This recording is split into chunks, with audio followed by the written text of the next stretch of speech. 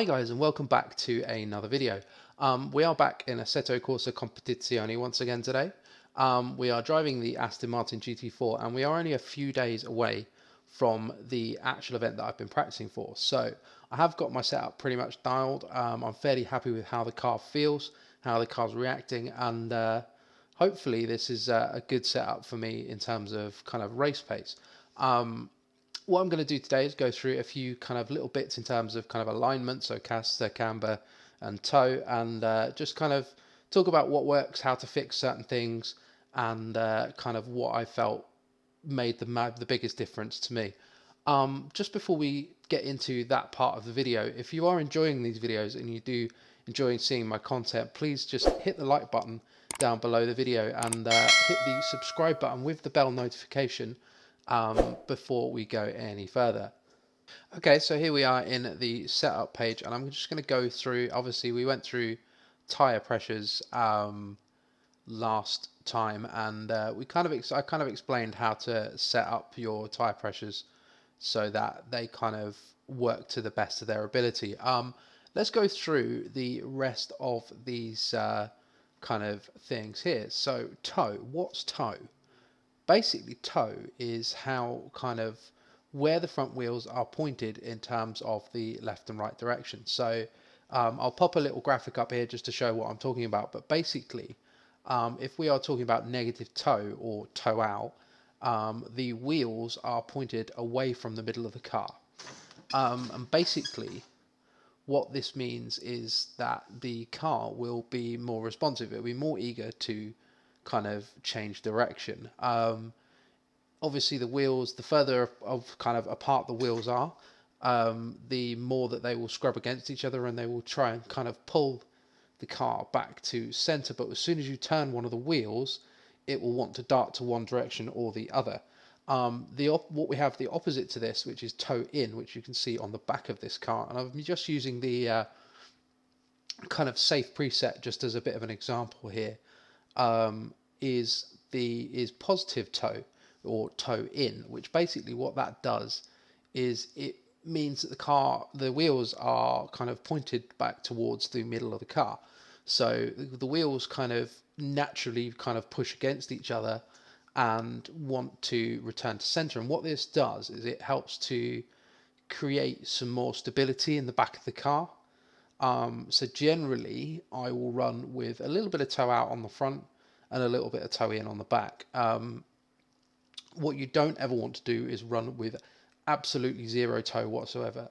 And the reason you don't want to do that is because if the wheels are pointed perfectly straight, they will tend to find every single bump and dip and rut in the road. And as soon as you touch the brakes or you try and turn, the car will feel really wobbly and really kind of uncertain about kind of where it wants to go. Moving on to the next thing in this little kind of section here is camber.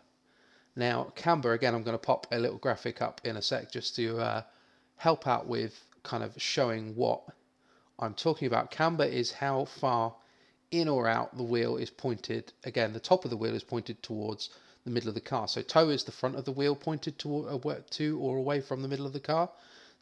Camber is the kind of how much the top of the wheel is pointed in a way. And the purpose of this is to try and facilitate a bit more lateral grip. So basically, if you think about a car going around a corner and you're suddenly loading up on the outside tire, if you angle that outside tire, it's almost like a motorcycle rider leaning into the kind of corners. The more you angle that tire in, the more lateral grip you're going to get. Obviously, with these race cars, there's a certain point where you have too much camber and you're actually just running on the inside of the tire and you're not using as much rubber as you could be. And this goes back to the tire pressures from last week, and it's essentially the same principle with that. And so with camber, you'll tend to find that with negative camber, so if the top of the wheel is pointed in towards the middle of the car, you will get more lateral grip, but obviously only to the point where you're using all of the rubber that's on the tyre in a fully loaded up corner. If you're going past that point, you're actually then robbing yourself of grip again, and you're kind of losing kind of potential grip again.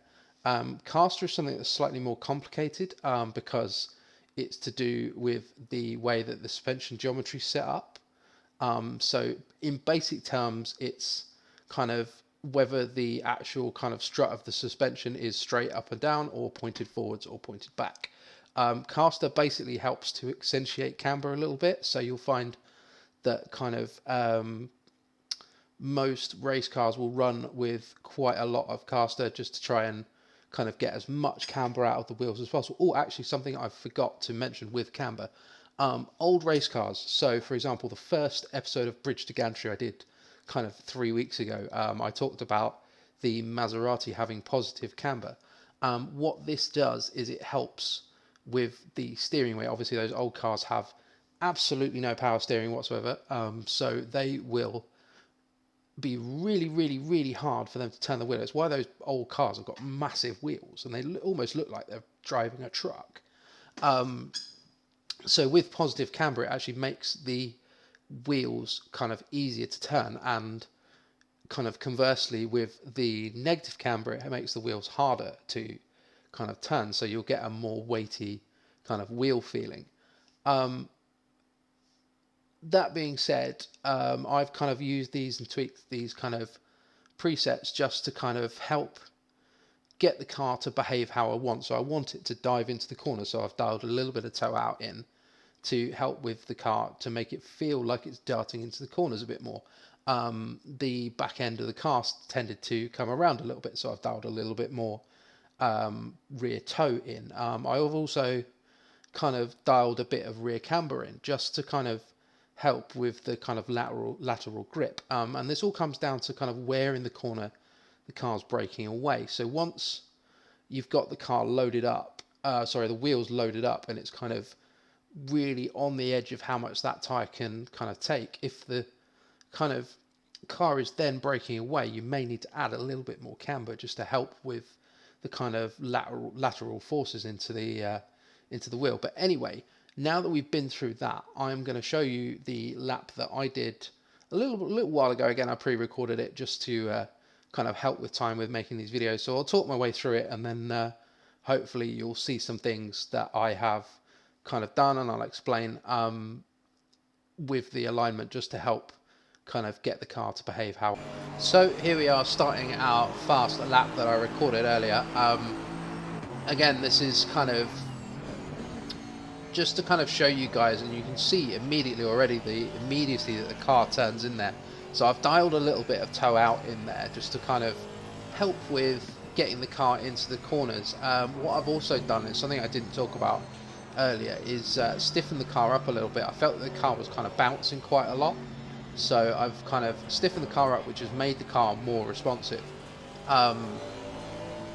as we make our way out onto the hangar straight. And you can see the amount of kind of speed I'm allowed to carry, now being allowed to carry through the corners, just purely from kind of dialing that camber up a little bit and just giving the car a bit more lateral grip. So again, just pushing through Stowe. So Stowe is a real good corner for dialing the right camber settings in, just purely because that the left hand side of the car, I can't tell my left from my right, that left hand side of the car is really loaded up, so you're kind of really pushing the limits of the tyre there to carry as much speed as you possibly can. And again, any of these fast corners, you're really leaning on the tyre to get as much grip out of them as possible, so you really want as much camber as you can kind of get away with. And again, something I pointed out in my last video, this corner now is a gear higher than it was when I first started. So my first lap was a 2:15.6, and again, another fast corner. So Silverstone is all about the fast corners.